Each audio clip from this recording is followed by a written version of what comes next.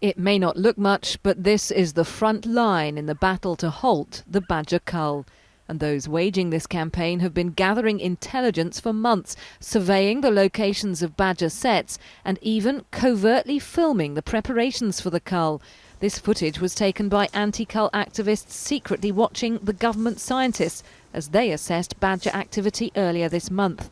Trained marksmen are using this population data to decide where to leave bait to lure badgers into the open where they can be shot.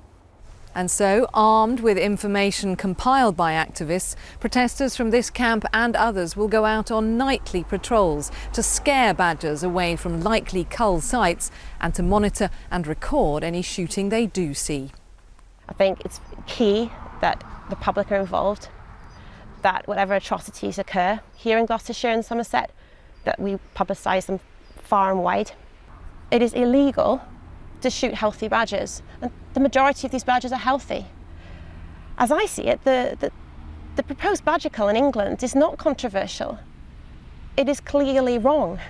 It needs to be stopped. The government insists the science does back their decision to reduce badger numbers in order to stem the spread of bovine tuberculosis in England's herds of beef and dairy cows. In the last 10 years, 305,000 cattle have been taken off to slaughter, and the disease is still rampant. And that's because for the last 15 years we've been the only country with a significant problem of bovine tuberculosis in cattle and wildlife that has only addressed the disease in cattle. This was one of the anti-cull patrols conducted last night in West Gloucestershire. In total, 250 square miles of countryside falls within the two culling zones.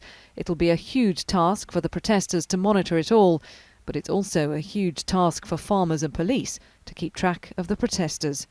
Catherine Jones, 5 News, West Somerset.